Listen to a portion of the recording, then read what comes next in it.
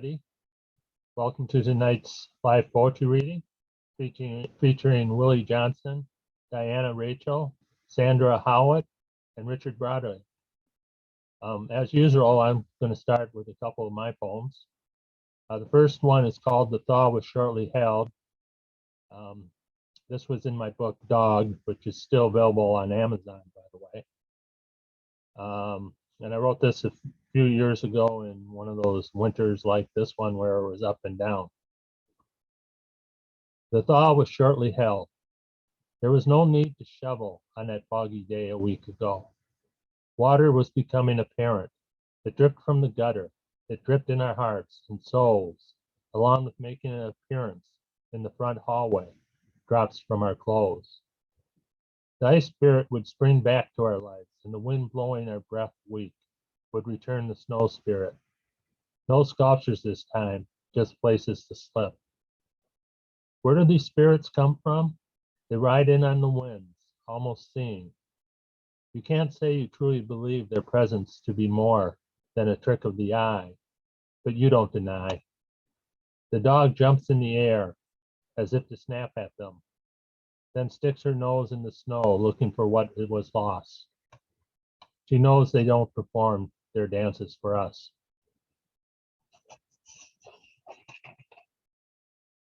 This next poem is called Many Don't Like the Truth. Many don't like the truth. It is the wrong sheep at the family gathering. Buying, the shearing is coming, the shearing is coming. It is the egg you don't dare crack, the one stuck in the carton, the omelet about to be ruined. It is words like waves wearing away the shoreline, waves crashing against one's self-esteem. Some don't want to be called mud, but when faced with their actions can live with caked with gravel.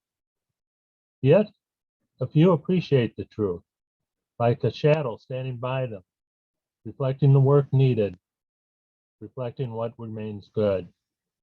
In spite of that, the advice in an adverse situation is to hold back that thought. Here, the truth may not be helpful.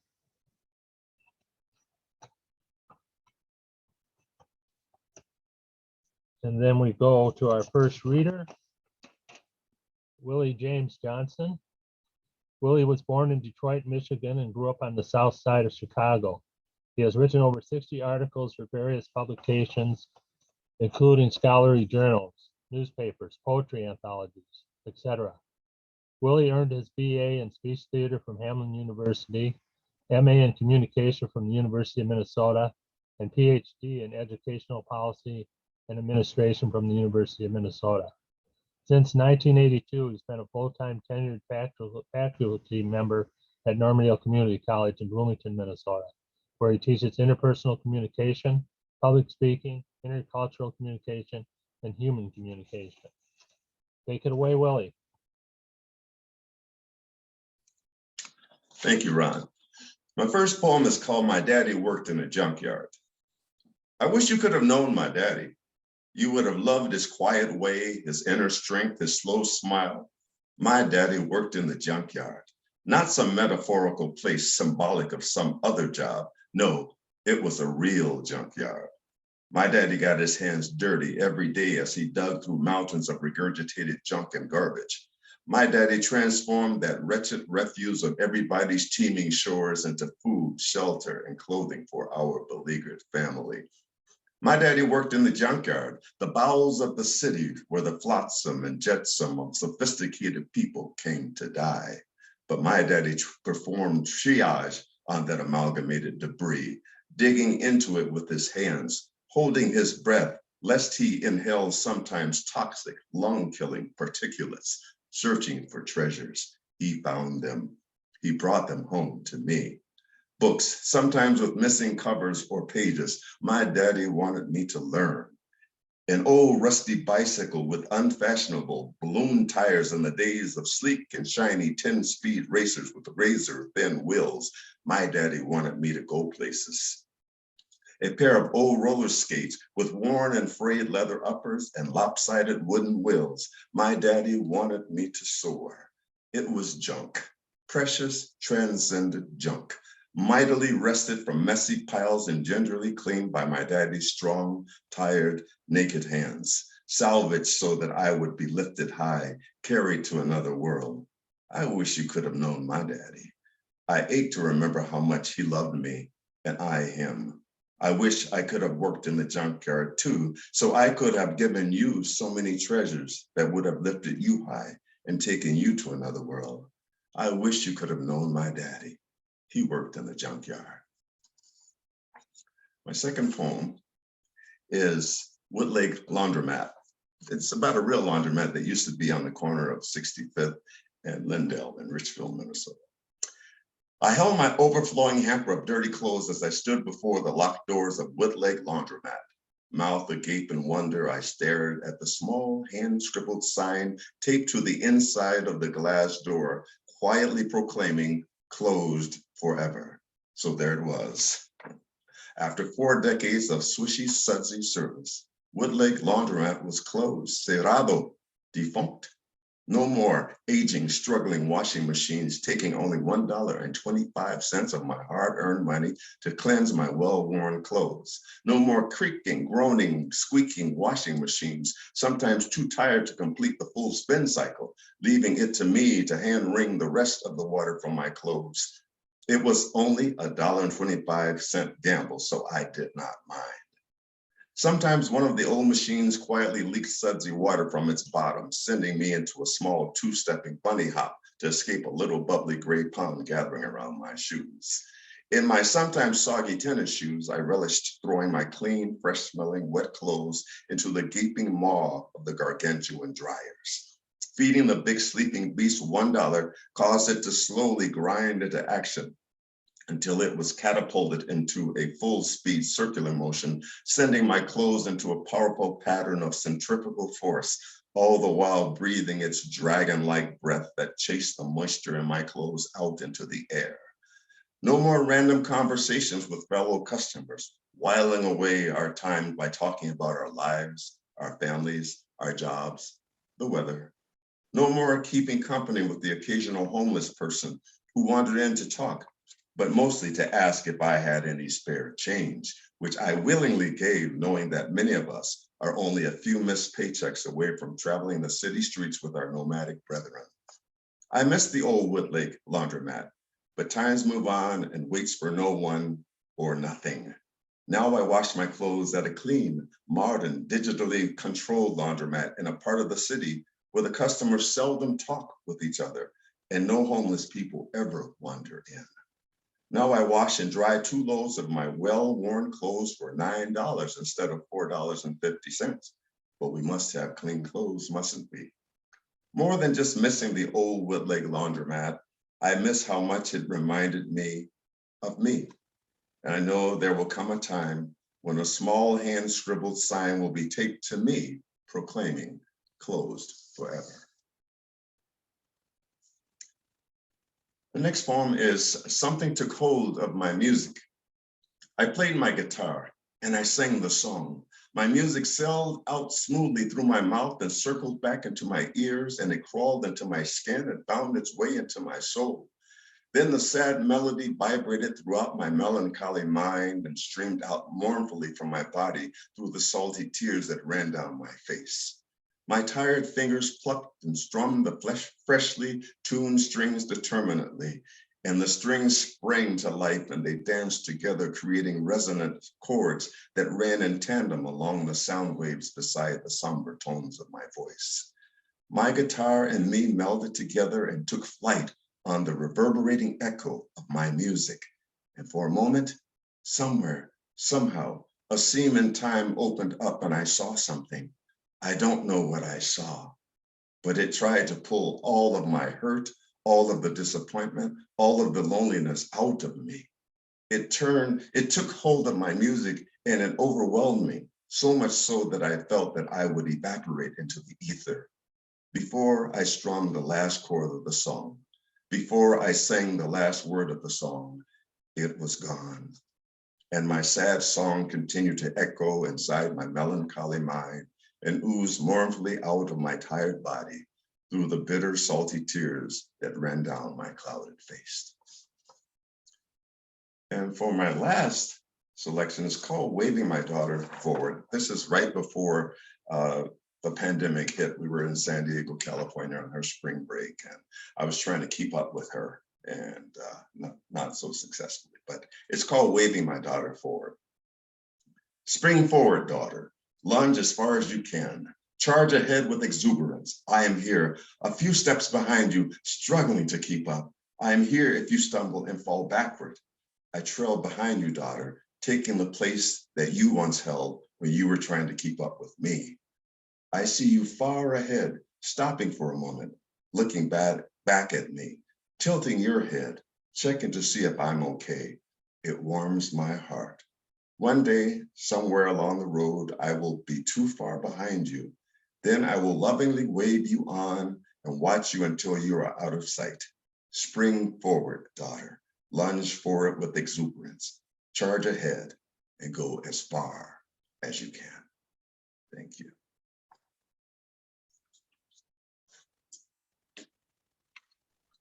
Thank you, Willie. Very well done. Our next poet is Sandra Howlett. Sandra began writing poems at an early age, calling them songs. It was in her 40s at her first poetry class that she found a name and a structure for her incessant scribblings, poetry. She has a degree and worked in journalism for several years and now volunteers for Life Giving Wounds, a ministry helping adult children of divorce to heal. She lives with her husband, Mark, in Minnesota and has 3 adult sons. Christian, a seminarian, Morgan, a musical director, and Micah, an opera-trained vocalist. Take it away, Sandra. Thank you all for listening in tonight, and thank you, Ron Palmer, for organizing this. This collection of poems is largely about the pain of divorce from a child's perspective. They are somewhat historical, but I've changed some of the facts for dramatic effect. I want to dedicate these poems to life-giving wounds, for all those who suffer from depression, and for my father. Broken open. The room rocked violently. My sisters argued over who was shaking the bed. And my dad crawled in on his hands and knees, which had always been a mystery to me. Shortly after, my parents' marriage ended, which left me cracked and fractured like the San Andreas Fault, as if my whole world had shifted off its frame that day, deep chasms running through every relationship, every job, every endeavor. And me trying to stay on my feet, running for cover while everything collapsed around me. It would take another 20 years and another large earthquake to help me understand why he had been on his knees that day, and just as long to figure out how to get off mine.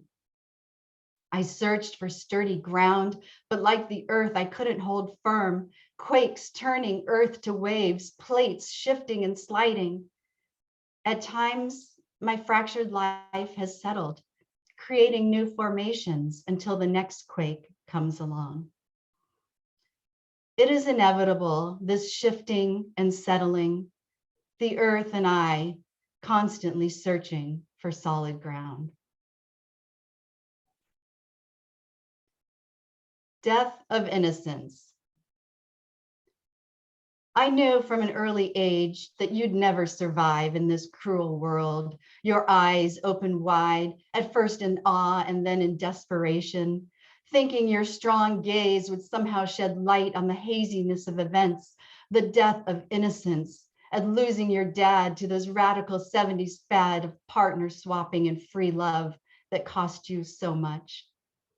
And when the pain became part of your sexual games played on a stage of indifference to punish yourself for his leaving, you relived this dying again and again, as if it was the only thing that made sense anymore. This next poem is partially about skinny dipping. What can I say? I was a child of the 70s. Skinny dipping. The water washes over me, a balm to calm my troubled soul, a baptism of sorts in this salty sea that calls me to its depths.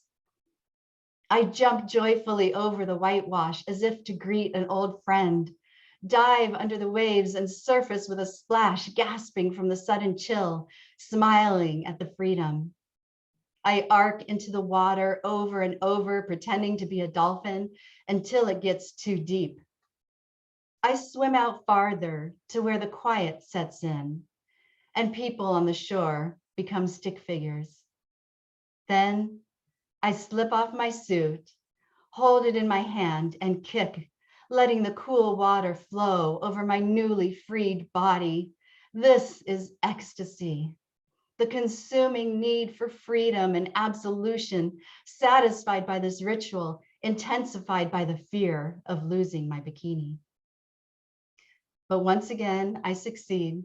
And as I adjust my suit and step out of the surf, I smile at my secret deed before joining the sunburnt masses.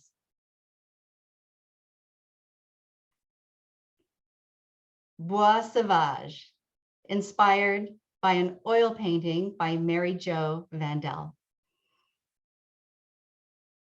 The darkness feels heavy, as if it could crush me with one swift brush of its hand, pinning me down, pressing on my lungs so that I have to think about my breathing or it will not come. Sometimes I'm like the dark pines piercing the light, tall and jagged like daggers. I want to stay in the darkness, suffering, suffocating, but somehow safe. Other times, my spindly branches, tired of bracing from the pain, reach out to the light high above the dark, dank forest, looking for salvation, hope, a new perspective from above, like a god or an eagle on the hunt. This next poem is about summiting Mount Shasta, a 14,000 feet peak in Northern California. Warriors. When life gets claustrophobic, we head to the hills to breathe, to humble ourselves beneath huge monoliths, giants in gray armor. But climbing their steely flanks, legs and lungs burning from exertion, we are warriors, if only for a day. With helmets, axes, ropes, and poles, we push our bodies to the limits, demanding the impossible from muscles silenced by momentum, voicing their complaints only when we stop.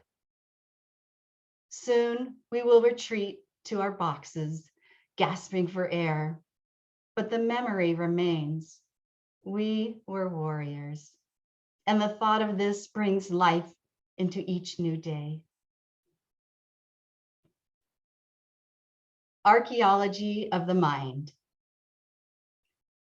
Brushing away the layers of long buried memories to get down to the hurt the way an archaeologist brushes through dirt, finding bones broken, missing, frozen in time, sifting, stirring up feelings and memories I'd rather not disrupt, those ghosts of adolescence. Soon, they will be reassembled, the pieces puzzled together to resemble a human being. Searching for forgiveness. I forgive the sun not shining, the moon's midnight arising. I forgive the thunder ringing. Why can't I forgive you? I forgive the wind's bitter bite, the geese, their winter flight. I forgive my fingers, their frostbite. How can I forgive you? I forgive the years laid wasting, my heart always hesitating. I forgive my body aching. What if I forgave you?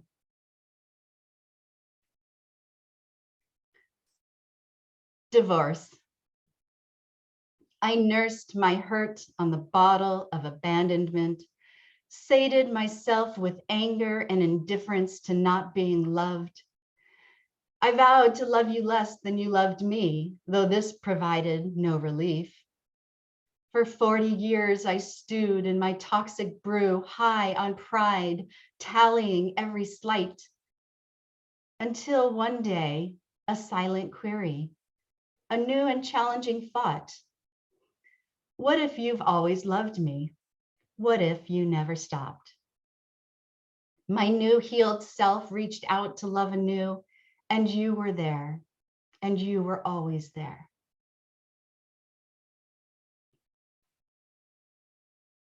This next poem was written about a month before my dad died. The sun never sets. The sun never sets if you keep heading west, I think, hopefully, although I know it will set for my dad. That's why I'm flying there now. I look down on the massive Rockies and they are a speck from up here. The view from the heavens makes the bedlam below seem insignificant. The topo map on the back of the seat of mountains and rivers and ravines with branches fanning out looks like an X-ray. Lungs and capillaries, dark and light spots, green and brown. Mysterious and dangerous bacteria invading his body. I want to keep outrunning the setting sun of this night and of his life, but the plane and his stamina are slowing, the darkness growing. It is inevitable. I can't run from reality, and the tears flow like the waters I see below flying into Salt Lake City. In the end, there's nothing we can do to stop the march of time. Not money, nor privilege, nor love, nor technology will stop it. The big wheels of life keep turning, fed by our mortality. Even Jesus died before he was resurrected. The resurrection of the body is what comforts me now. The image of Dad healed and whole again, free of death and disease and discomfort, restored in his glory. And this last one, Father. I wanted to forget you for leaving me once when I was young and again at your passing. My love for you complicated by pain. It worked for a while. I didn't depend on your love or comfort or advice. So I told myself it wouldn't be devastating losing you.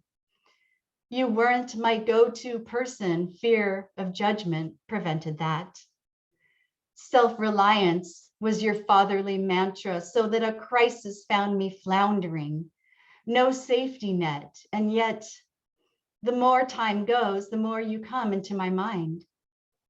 The little things, household objects, seemingly infused with you won't let me forget. The garden shears in the leather pouch, the green spatula, and the sleek red car, things of beauty and utility. And the beauty of life lived as an adventure, even in the mundane tasks of clipping, cooking, driving. I honor you every time I bow before a budding flower, seek horizons unknown and cherish those I love. I hold you now in my heart, broken as it is, and feel your arms embrace me across space and time. Thank you.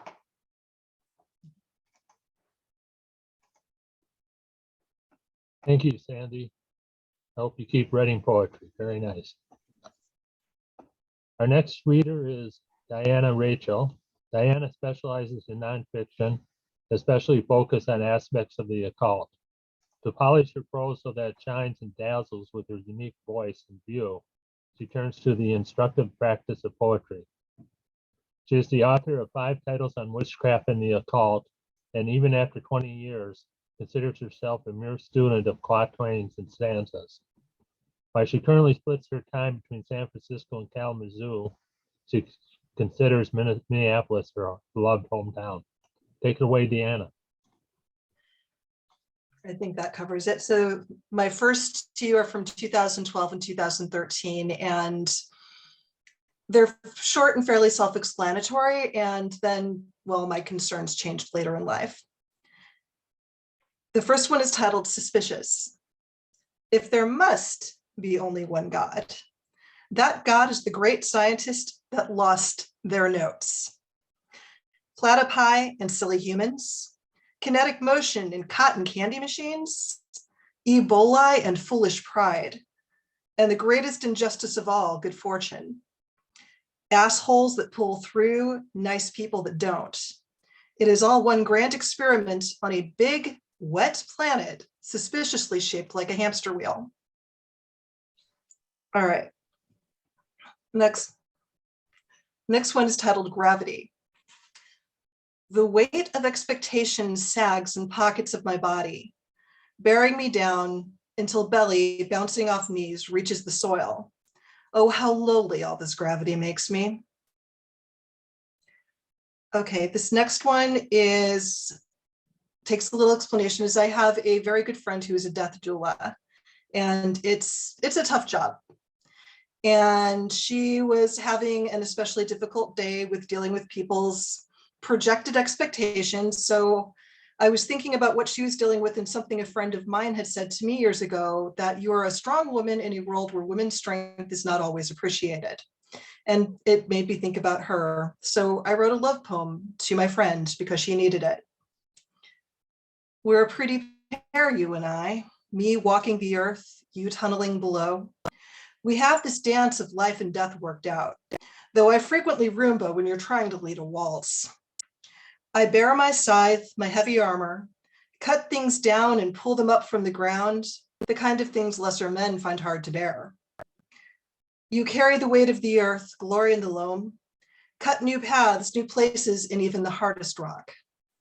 We may love it, but for both of us, it's pressure. These other beings, these stars and planets and satellites wonder at us. You in prescribed covered head, delivering the dying down, me wild hair unbraided as assigned, bringing them back up. It takes muscle what we do. Full submission is just as hard as its refusal. Someday the mortals will learn that that's what they really love in us. And then this last one is from 2019. And I was going through some stuff back then and visiting a lot of cities. For those that are familiar with my work, one of my titles is Urban Magic, a Guide for the City Witch. And I interact with cities as animistic spirits and sometimes receive things from them. And while I was in New Orleans, I think she kind of took pity on me and channeled a poem to me one day. So, New Orleans. Love poem to DR, August 2019. Pieces of me dropped like dusty pennies from the Garden District to the French Quarter. The years barely readable in the street smudge. 2001, 2005, 2014, 2016. I am ridden by spirit as she shows me. You left yourself here. That napkin, that gutter, this little bit of you washed up in the last storm. And sweet girl, this crossroads is all yours. Look down this alley, the one where your foot caught in that pothole, you rolled straight back up to your feet. Grace of an elephant, you. Because I love you, baby, here you are. These things your lovers took from you, the bones not all clean, good place to start a seed, little death, mini Shiva. Stepping over beads to dance the last of your chaos. Have yourself back, baby girl. Now you're all raw and white. Bare bones means free of bullshit. Marrow is still in there when you're ready to remember who you are. You just come my way when you want to throw up in your arms, smack some jackass with your ulna. You might be stripped skeletal, but you still walk nice in those shoes. All right, thank you so much for listening.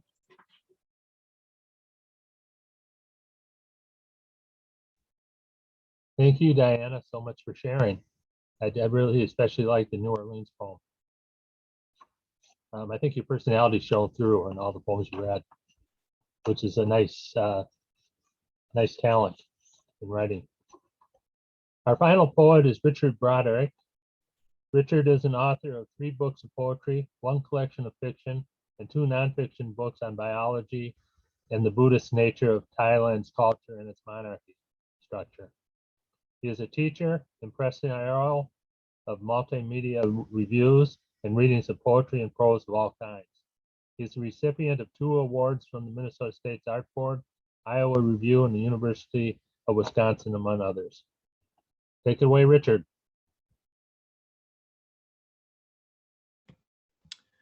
Thank you.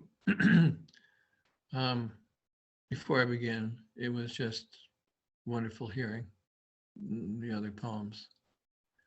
And it's really a lift at this point to come here and hear these kinds of things.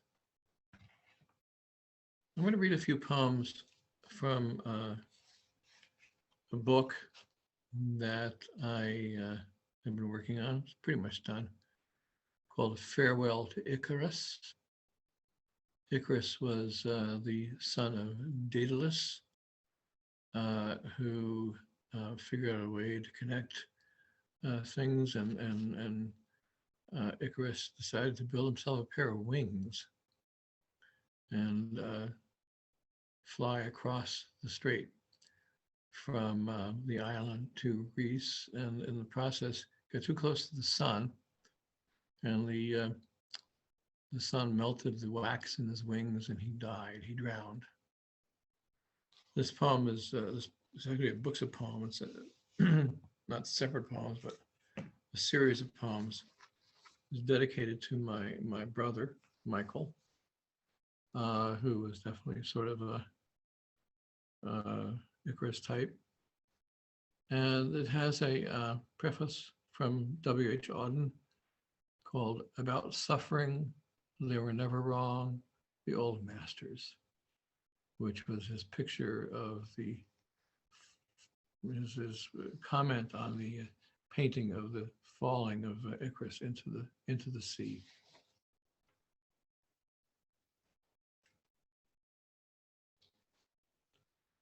What was the one word you spoke before you ever could truly speak? Flight? Yelled gleefully with every leap, like the time you turned just 3 and you jumped over a stool, lost your balance, and came down on your neck, cracking 3 vertebrae. Were they hollow then, or did that come later? For 6 months, you had to wear a brace of metal and leather to hold your head still, a foretaste of the harness you used to strap wings to your shoulders.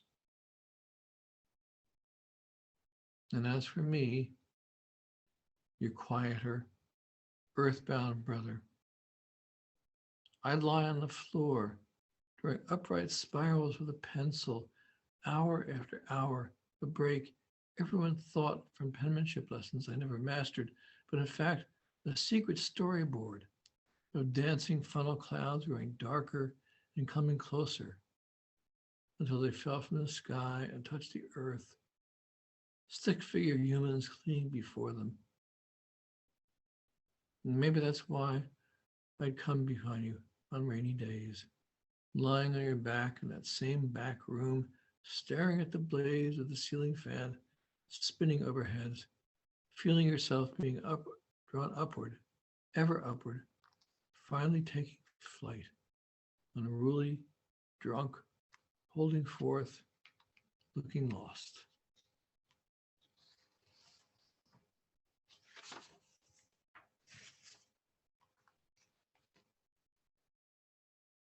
Why fear change, you ask me? Why yearn for everything to remain the same? There's the key to your pain, to everyone's.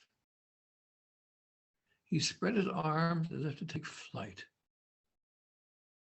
You see, he explained. His sweeping gesture made me look away. All of this is nothing but a dance. Stop trying to solve the mysteries. Learn instead to love mystery. Join me in the dance.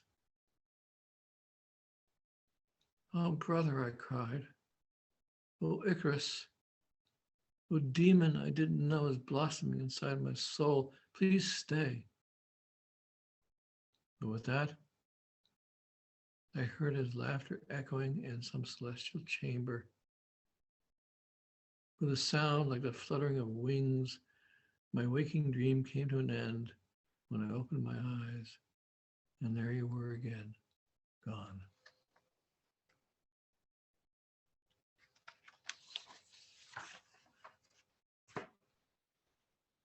I have to keep reminding myself our destinies are not the same.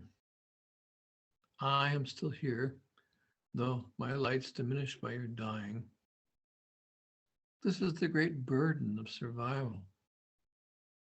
Treading an endless path through the underworld, never knowing when or if I'll ever glimpse the sky again, the clouds finally clearing. But you, brother, you found your resting place in a realm where there is no weight, no urgent need for flight. You are home now, on your own but not alone. Your fellow shades drawn to you instinctively, their awe as they gather beneath your wings, the never-ending applause of waves breaking on a beach, a lotus blossom, inverted crown, feathered nest where you can reign forever. It may be I am too literal to tell the complex truth of your story. I never walked the labyrinthian back streets of your dreams, the cities spiraling upward into the light. You were your own daybreak, your own storm, islands drifting in and out of sight behind the fog. You saw the human pack animals bent beneath the weight on their bare shoulders, and only you saw the stolen wings stacked in the armory, wings stolen from us, a race conquered in childhood by the demand for order. And only you tried to restore them. First things first, one set of wings and one heart and soul at a time, launched into the Imperium. From the moment you stepped from that cliff, flew, then fell, the world has looked flat to me. Nothing but the sea and what land it has abandoned that is not worth the effort, the muddy womb from which you are a pro-race sprung. What's it about, this life? The story that ends but keeps on spinning endlessly. I sleep but get no rest, awaken only to sleepwalk through the day. Sometimes at night, I look out over the wall of the rooftop terrace toward the center of our city and see the tops of towers and buildings awash with light floating in the sky. And I think, yes, if you, brother, are anywhere right now, it's in some place like these phantom abodes, luminous heavens conjured out of dreams and resting atop illusions, disappearing again and again in the morning light. You said you were cold, so I took your hand in mine. You said your heart was pounding, so I placed my ear against your chest. I cupped your other hand over my ear and heard the surf rise and fall, rise and fall. You called my name, and then I finally saw you were floating just beneath the surface of the bay. But when I plunged my arms into the water, I could not, brother, could not rescue you from my dream. Have you found comfort? Peace of mind in the other world? It comforts me to believe you have. Or are you disturbed, unable to find rest, a brewing storm that could trouble the waters, even over here on the far banks of the river Styx? That night, Mother and I woke you to tell you that Daedalus was no more. They'd taken one hoarse breath, sighed, then gently subsided into death. Oh, how you howled. How you tore at the bedclothes, crying out, that's what you were told could not be true. We were lying. Surely it was all a bad dream. And then, exhausted, falling back on the tangled sheets, you prayed to be allowed to go back to sleep and never wake again. Yet only a day later, how stolid you were at the viewing, stopping as the mourners filed past what had been your father to touch his face, as if seeking out the invisible wounds that must have killed him. After that day, you rarely spoke of him again, and when you did, it was with a smile, relating some humorous anecdote about something he said or did when you were a little boy. We didn't know then what we know now.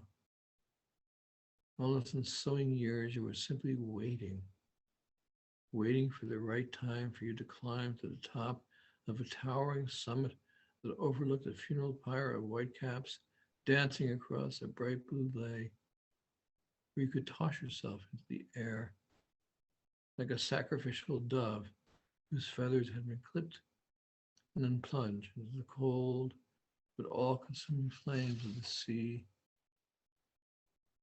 Brother, step again to the edge of that seaside cliff. Spread your homemade wings. Put sunrise at your back. See, your story flies, though your shadow falls. Thank you.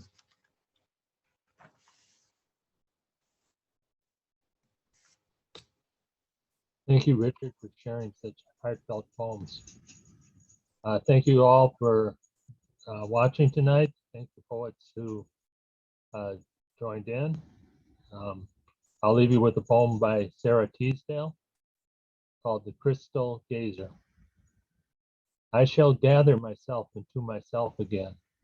I shall take my scattered selves and make them one, fusing them into a polished crystal ball, where I can see the moon and the flashing sun. I shall sit like a sibyl, hour after hour, intent, watching the future come and the present go, and the little shifting pictures of people rushing in restless self-importance to and fro. Once again, thank you, everybody, and thanks to all the poets for joining in. And thanks to everybody. It was wonderful to hear everybody's poems. Thank you. Yep, thank you. Thank you. Thank you, Ron. Thank Appreciate you. it. Thank you. It was such a pleasure to meet all of you. Yes, You you too. Yeah, too. nice to catch up with you again. Yeah, and to see you again. Yeah. Remember what we all look like.